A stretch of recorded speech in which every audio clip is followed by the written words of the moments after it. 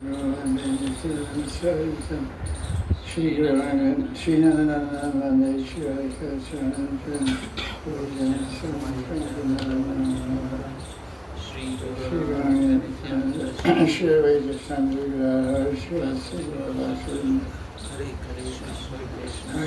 Hare Krishna, Krishna Krishna, Hare Rama, Hare Rama. So this is Adi Class 2026.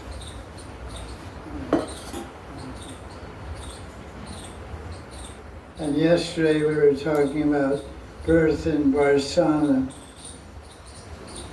because it's the consensus among Gaudiya Vaishnavacharyas, and because it's also written in books like Prarthana by Narottam Das Thakur and other saints, that the sadhana siddhas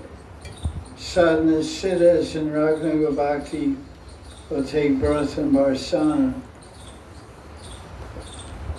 and grow up and serve Radharani and go to Yavat when Radharani goes to Yavat, because Radharani's yearly schedule rotates between two places, between Yavat and Varsana.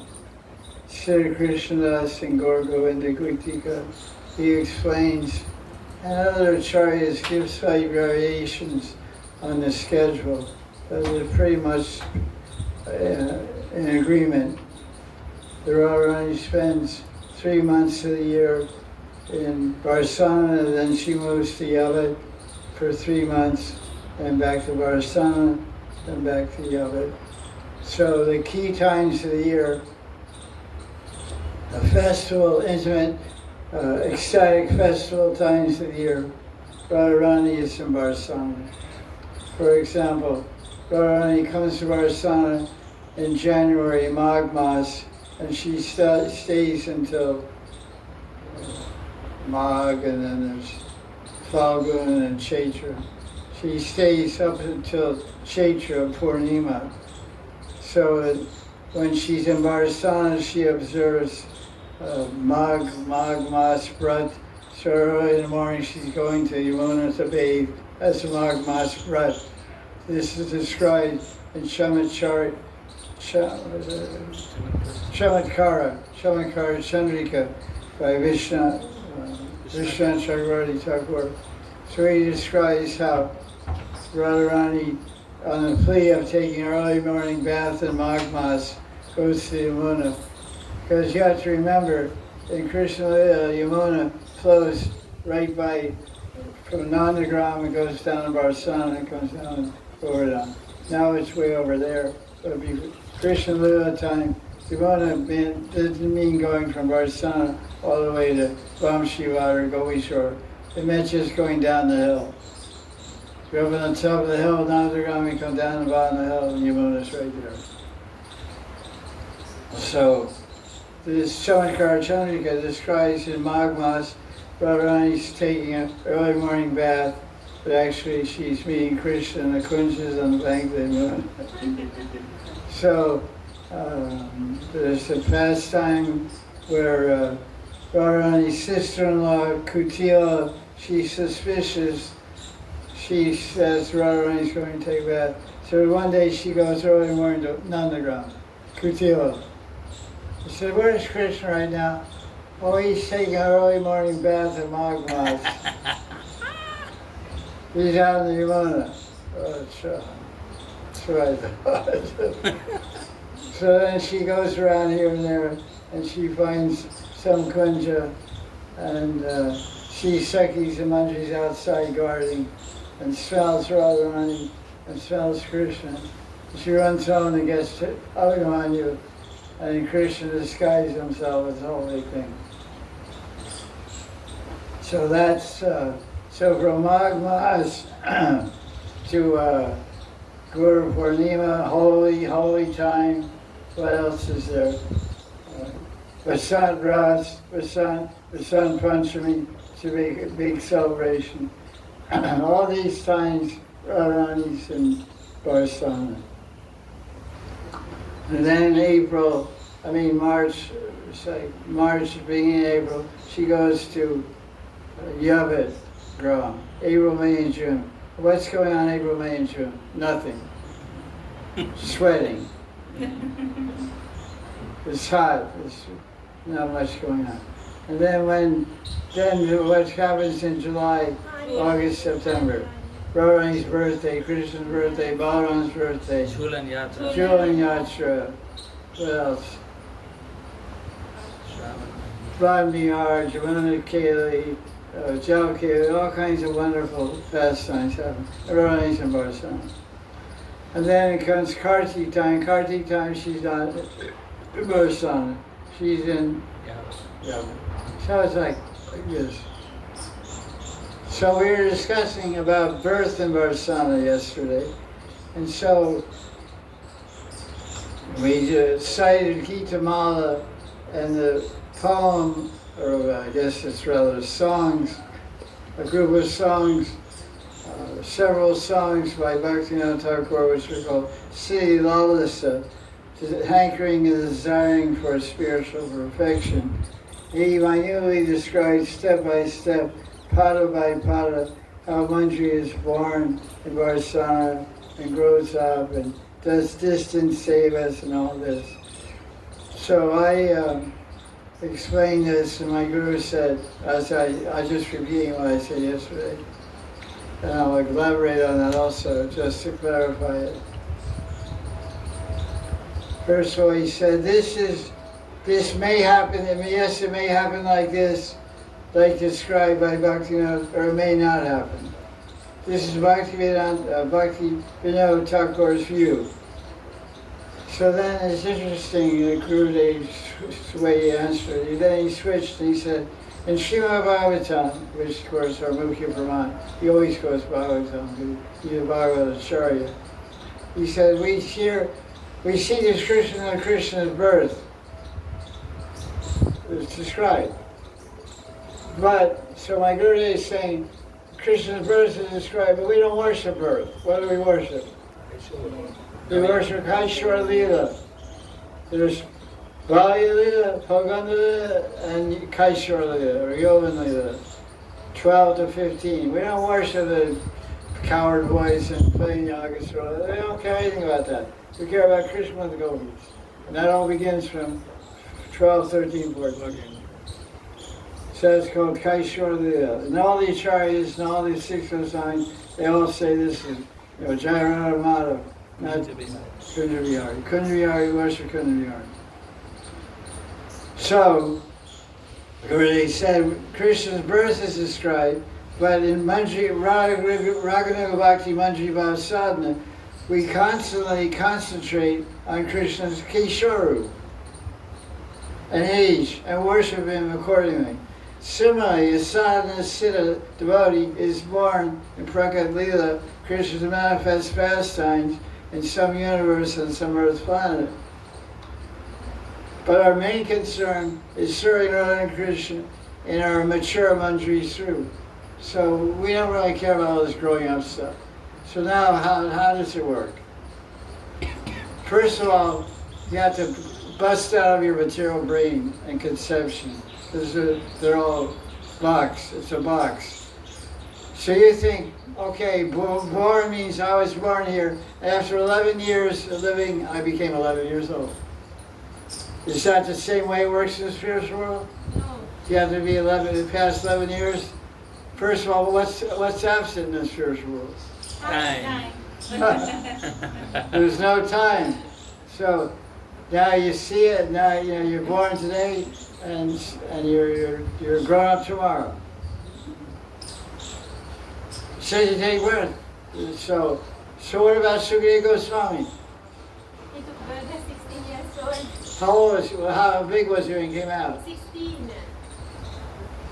So how's that work? Your brain can't figure it out. The woman's only this big. The kid's 2 meters long. The woman's on an elephant, Most women, let's say. So again. So it doesn't work. So the spiritual world is similarly inconceivable. basically my guru didn't pay much attention to that whole book, that whole thing, you know. He said, well, we don't care about it. He said, Dhanyavad, you know. We meditate in Kaisharup, in our Kaisharup, and that's it. I'm 11 years old, and my meditation in there. I'm born, okay, I'm born, well, tomorrow I'll be 11. Okay, I'm born from Gopi, okay, look at me, well, you're a fast grower. What kind of protein powder are you taking? Peptides, creatine, stem cells. What kind of stem cells did your mother have? You? So I just want to repeat that one. So the new point is also an inconceivable idea also. The question was asked yesterday, are the manjaris married or single, or non-married, let's say. So here's some ideas to think about.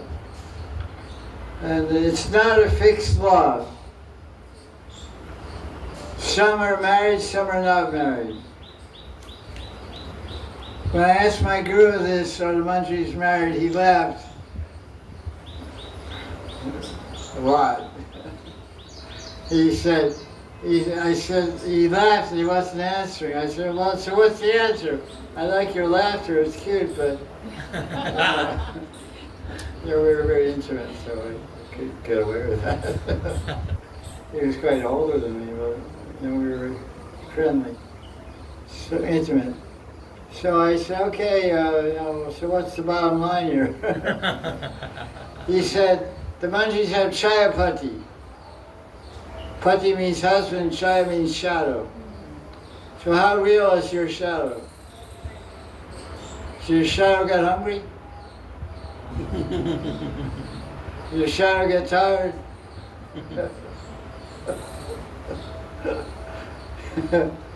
What's the reality of your shadow? It's real, but it's like not real also. So he said that because the manjaris always live with and serve Radharani. Yet Yogamaya may possibly make a duplicate, because that concept is described in the Rasalila chapter. The Yogamaya made duplicates of the gopis, so the husbands of the gopis never became envious or jealous of Krishna, or angry with their wives, because they thought that their wives were sleeping in their bedrooms. Because there's a duplicate.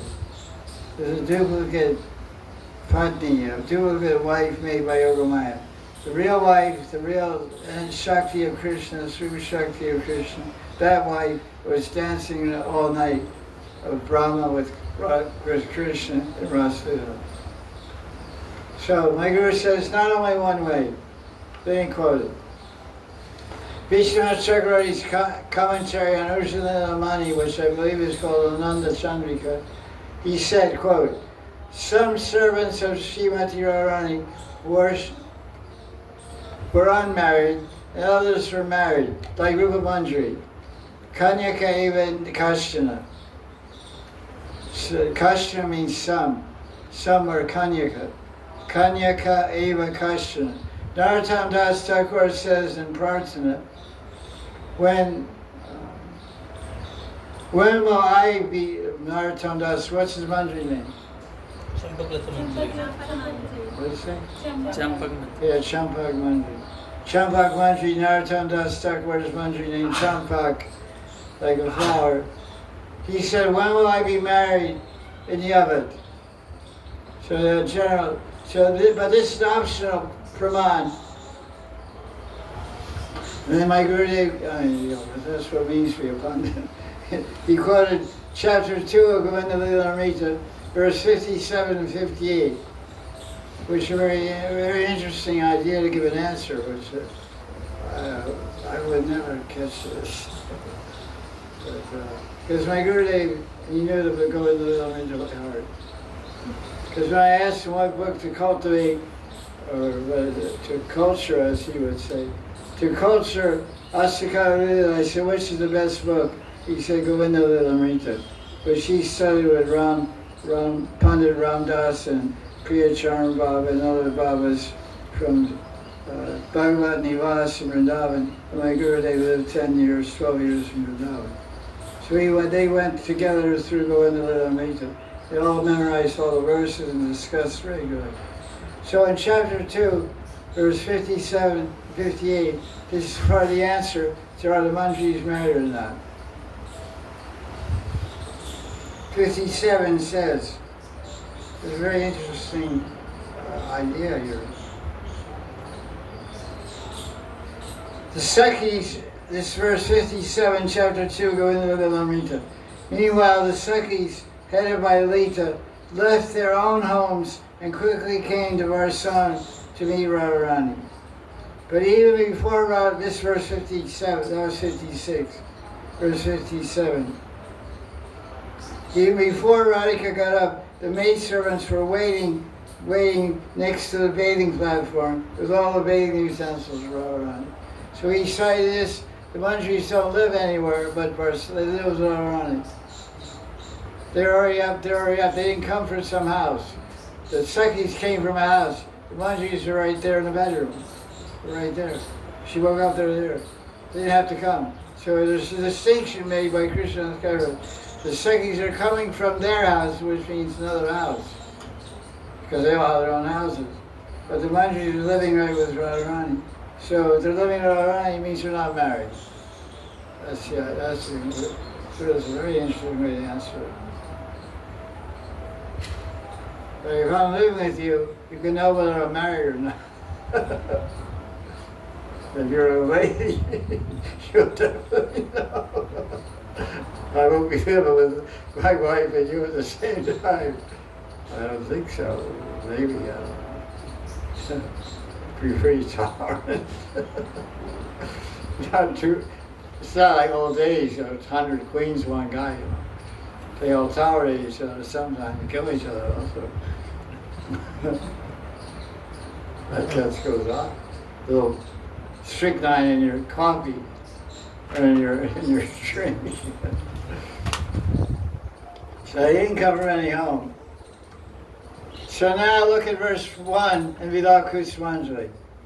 This is a verse that's often debated debated by Gaudiya Vaishnava acharyas. Because the verse says, the verse is spoken by Rati Manjari, Tulsi Manjari, who is the author of the book, Raghunath Das Goswami. And he's offering these are called Mangalacharana verses, which are verses of praise and glorification. So he glorifies Yadananda Acharya, who is his Diksha Guru. He glorifies Vaitacharya. He glorifies the Siddhadeva Vaitacharya. He glorifies the Rupa Goswami, and he glorifies Rupa Manjari. All these are opening prayers of Vilakusmanjali, verse 1 through 11. So in verse 1 he says, Tulsi Manjari is talking, Tulsi Manjari means Rati Manjari, Raghunath Das Goswami. He says, oh Rupa Manjari, your husband's not home, but how you got your lips all bit up? I mean, it seems like you had some kind of wild love battle last night, and your husband scratched you and bit your lips and went a little crazy. So, well, he's not there, so who was it? Was it Krishna? But the key word here, which is debated by Gaudiya Vaishnava scholars, like my own group, which he's citing this as proof that the manjaris are not married. The Manjari is not married. There's a verb there that says anagata. Anagata means he has not come, or it can mean he's not home. So Rupa Manjari is joking with, Rati Manjari is joking with Rupa Manjari. Oh, your husband hasn't come. You're not married. Like I might joke with this girl. I said, oh, your husband's not home.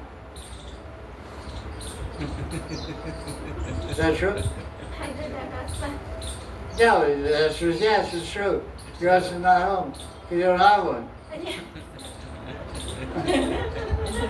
Don't get so startled. She's sort of like whiter than her sorry, you know.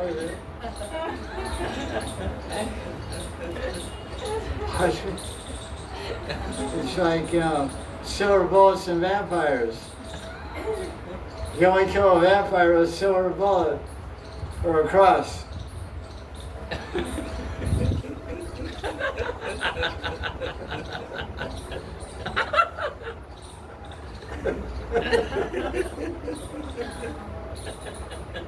Like a vampire. Sure. So anagata means my husband has to come. So this also proves that manjaris are married. The basic idea is there's no limit in the spiritual world. There can be, first of all, there can be hundreds of rupa manjaris, and the spiritual world is unlimited. It's called parakoshta, which means departments. Every department is one devotee is in one department. So everyone in your parampara is in one compartment. That's why it's very interesting when members of ISKCON ask Prabhupada a question, is there ISKCON in the spiritual world? Prabhupada said yes. That's true. In principle. No, I don't know exactly if it's true that way, but because in commentaries, Priti Sandarbha number 10, and also in Riya Bhagavatamrita, and also in Bhagavatam, there are different verses that explain, like for example, Bhagavatam, 3rd canto, chapter 9, verse 11. That's a Sarvavaikuntha Murtiye. It says that Krishna has unlimited spiritual bodies in the spiritual world, Vaikuntha Vrindavan. And with each of those spiritual bodies, one of those spiritual bodies will be given to a liberated soul when they attain prema. And with that spiritual body, that Krishna will enjoy Leela, will accept Seva and Nitya Leela. So that means one liberated soul, one Krishna, and one spiritual world. Wherever Krishna is, that spiritual world. Just like when Krishna went to Dwarka, when Narada Muni went to Dwarka in 10th canto, chapter 69 or something like that. Narada Muni visited Dwarka. He expanded himself and he saw one Krishna was in every palace. There were 16,108 palaces. Each palace had one queen. Rukmini, Satyabhama, Kalindi, Mitravinda, etc. And one Krishna. But it's the same Krishna. But there's also one Vasudeva, one Devaki, one Uddhava, one Daruka, one Garuda. Every associate was in every palace. So there were 16,108 Vasudevas, 16,108 Devakis, Balarams, Subhadras, everyone. Every associate, and they were all expansion. So Krishna has associates, so those individual palaces, like individual parivars, individual groups. So for every liberated soul is one Krishna. So the example is every queen was like a liberated soul, you can say, although in Nitya Parishad. They had their own Krishna, and all the associates are also there. So you have your own Rupa Manjari. So you want your Rupa Manjari to be married, that Rupa Manjari to be married. You want your Rupa Manjari to be unmarried, the Rupa Manjari to be unmarried. You got the point I'm trying to Yes, think. good. Spiritual world is individual. And all these hair-splitting points about, it has to be like this, or it has to be like that, it can't be like this, it can't be like that. That doesn't work in the spiritual world. Because there's no time and no space there. It's unlimited space, unlimited time, eternal. So then, like, our brain is limited by time and space. It's made of time and space. It's made in time and space. It disappears in time and space. So you're trying to put that unlimited land where there's no time and no space into this time and space brain and understand it. You can't. You just have to hear it and accept it. It's called a chintya, tattva, inconceivable tattva. It's true, it's real, it's dynamic, it's transcendental. So are manjaris married or not? Yes and no. Yes and no. Individual. I like someone that takes a stand. You guys are not going to cross Yamuna. Everybody said yes and no. You thought you were pretty smart, right? but you're going to drown in the Yamuna. Because you go down and two boatmen will say, "Do you want my boat or my boat?" You'll say yes, yes and no. You put 1 foot in one boat, 1 foot in another boat, and they'll go out and you'll fall in the middle and drown. You have to take a stand in one boat or the other. So she's not going to drown. You got to get to see Deva and Isha. She'll cross. You guys all drown. I say no.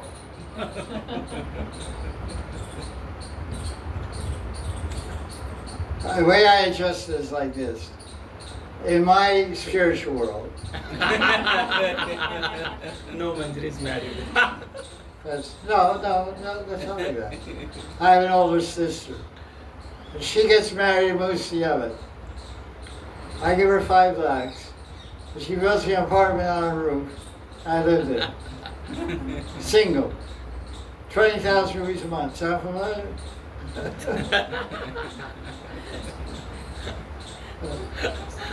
So my sister, she's married, and she sneaks off and sees Krishna every night. She gets like, "Well, manjari, I'm not married, and I don't sneak off." I don't have to sneak. I just leave. The crowd all night is already. Walk upstairs, go to sleep. No husband, no mother-in-law, no problem. Nice, yeah. Okay, rival Sakhis. The role of rival Sakhis. Party poopers.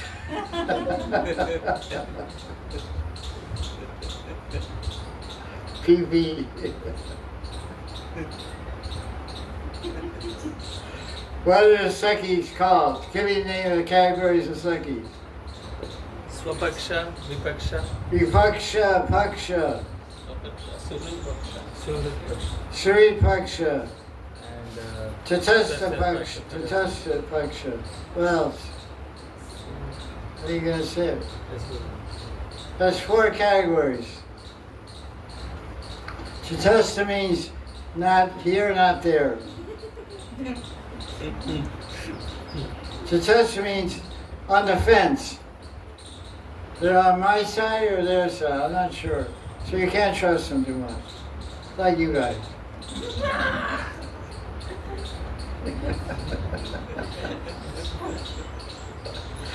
Here's a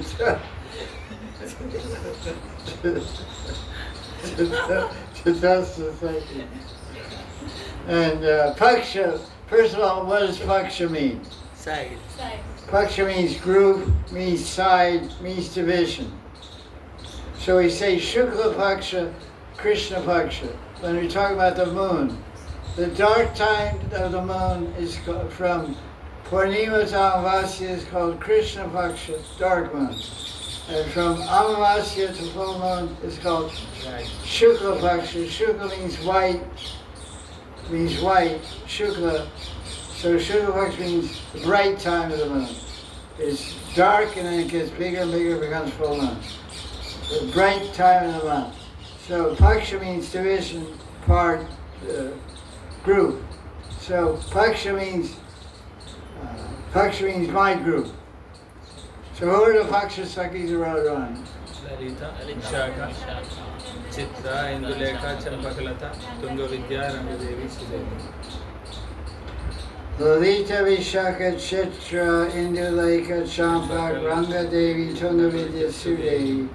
Yoga Maya meditation sequence, please. Ding dong.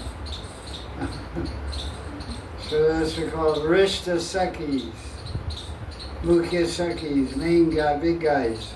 So they're the Paksha Sakhis. Who are the V Paksha mean? V means against, unfavorable, anti-party, enemy party, rivals.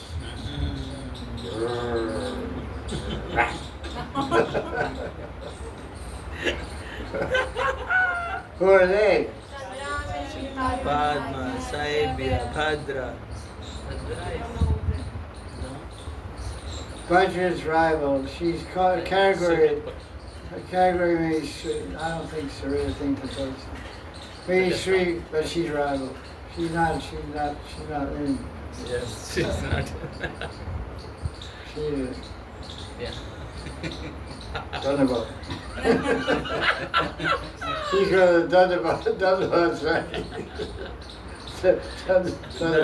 Thunderbolt wrote. Hi. Bye.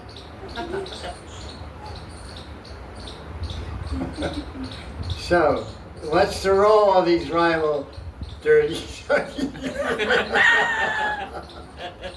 Not dirty, that's very dirty. They made us happy. Yeah, okay. Why are there rivals in Krishna Lila? Radha's rivals increase her eagerness for Krishna, although ultimately Radharani has nothing to worry about, because Radharani is inseparable as Krishna's Shakti. You see in Astakala Lila books like Krishna Bhavanamrita and Govinda Lilamrita and all that stuff, and Bhavana Sarasangra, Krishna Kumari, Sankalpa Kalpashun. The role of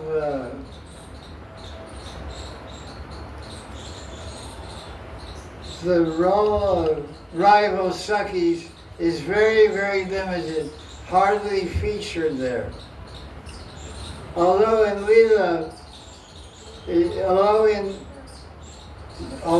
Leela, it seems that Krishna's in-laws, parents, quote, husbands and rivals are tremendous obstacles.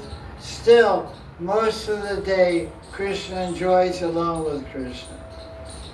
Rivals and relatives. You know what I call relatives? Relativities. Like sometimes my friends, my devotee friends, so I can't come to class this weekend. I have to go to Delhi to see my relatives. I say, they're not your relatives, they're relativities. Relativity means they're all material, for the material world. They're relative, there's nothing transcendental about them. Don't get caught up with your relativities. I said, don't waste time with your relativities. Stay with your transcendentalities. My relativities. Forget your relatives. Rivals and relatives hardly enter the picture. When Ujjvala Mani and other scriptures said, Radharani spends all night without Krishna because of rivals' deception. It's hard to believe. Of course, every Leela of Krishna is real and eternal, but such descriptions are only an example of different feelings that can arise in Radharani in different circumstances. Like being deceived by a rival Sakhi such as Chandravali. And Radharani's responses such as Man, Kandita, Kalahantrita, Vasak, etc. As my Gurudev said, I can't personally imagine Radharani spending all night without Krishna. You got the point I said? Goswami describes Ujjvala Mani. Radharani cried all night in separation from Krishna. Is it true or false? No. It's false. Wow, come on, man.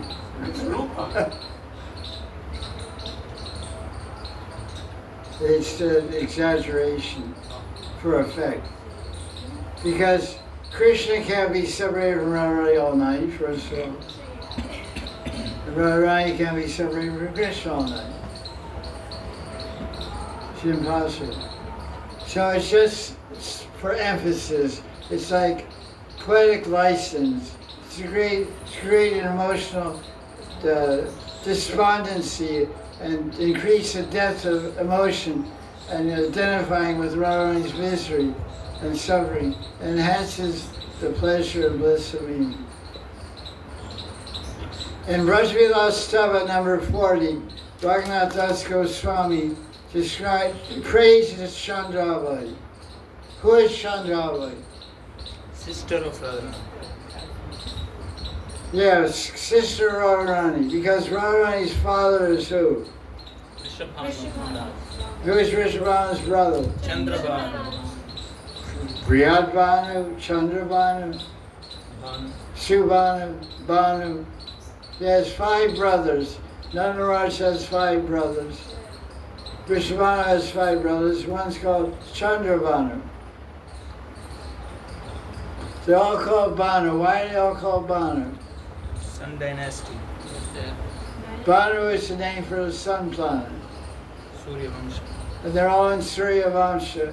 So they're identifying by their Vamsha name, just like these 2 brats here. I mean Brahmins. The same B-R-A-G or B-R-A-H. These guys are born in South India, so their names are like 2 miles long, you know.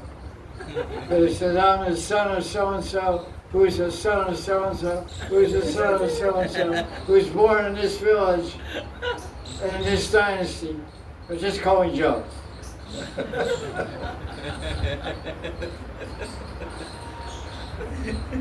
So Bhanu, they're all Bhanus because they're all Surya Vamsh.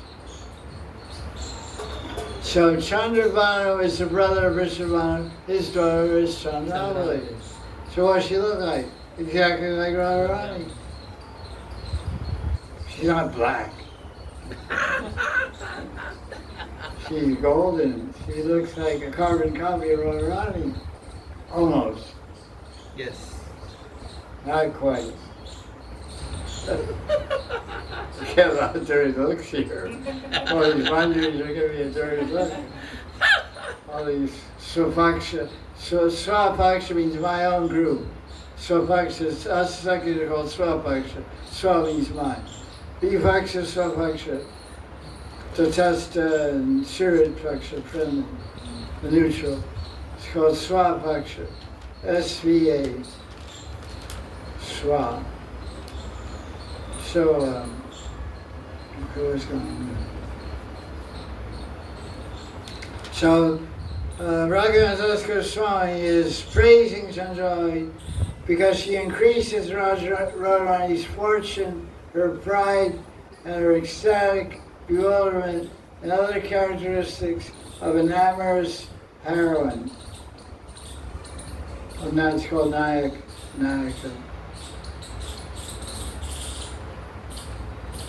In other words, enemies for Vipaksha are just another group of Sakhi lovers of Krishna.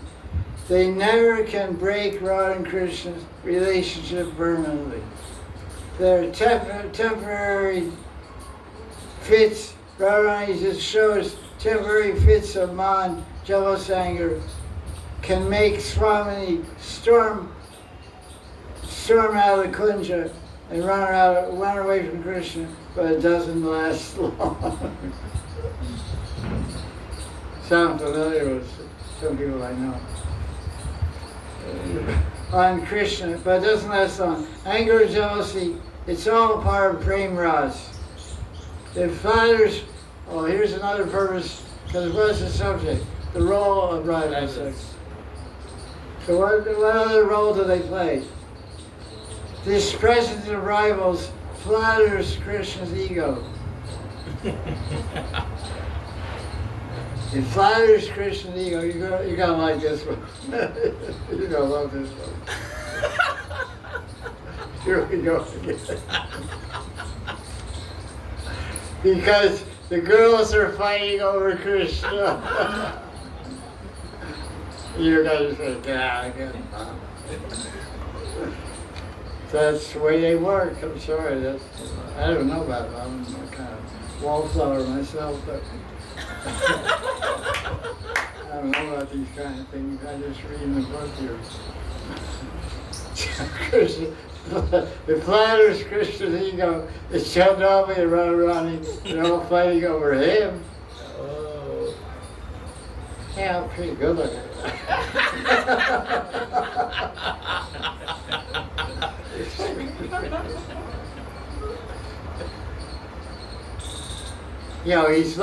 He's down in Gauri Tirtha, which is called no man's land. It's the quicksand. Not supposed to go there. And he's in the kunja with Chandravoy, and then a rock comes in a flower bed. Another one. And there's a string tied around it. There's a piece of paper. Coming without. Radharani's waiting for you. Do you want to live or die?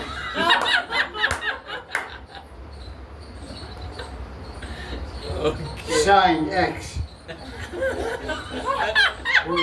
Who's X? And there's a skull and crossbones.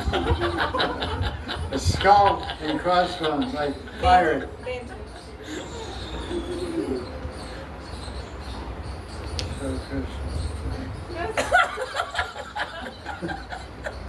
So Chandrali, I have to go. I just got an idea. I think I have to go. I ate a lot of chopping bows. My stomach doesn't feel too good.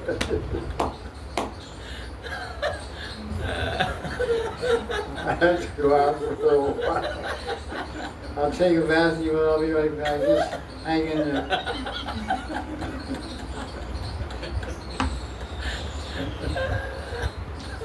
Sir Krishna runs away. Meets Radharani. So that means that they're fighting over him. Reluctantly, but. So what time is it now? 55. Okay, well, one small little thing will do more. Oh, this is interesting. Does Chandrali ever sleep with Krishna? No.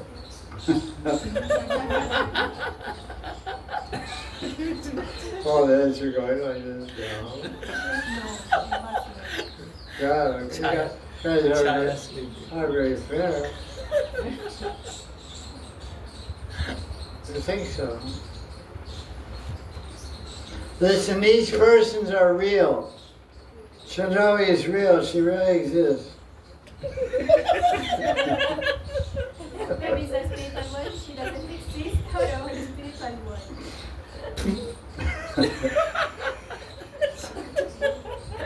And Radharani's fear of her is also real. And Abhimanyu and Jatil are real too. Chandrali may occasionally sleep with Krishna. There's lots of material on this in Ujjwala Mani, which most of you haven't read.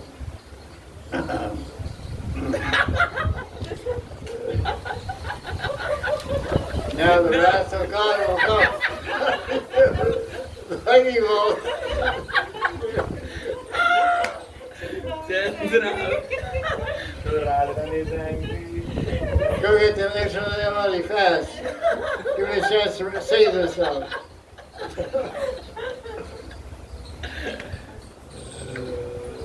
Now this is an important point which I emphasized what I was saying earlier. This idea that Krishna is sleeping with Chandrali, there are endless parallel universes in the spiritual sky. It's a very significant point. There are endless, unlimited, parallel universes in the spiritual universes. It's all happening at the same time. But we have concern and focus only on our own universe, our own spirituality. So we don't have much Chandrali action. So we know that there. So this is an important point everywhere in all this discussion. On the Sadhaka level, there are so many things given in the books, but we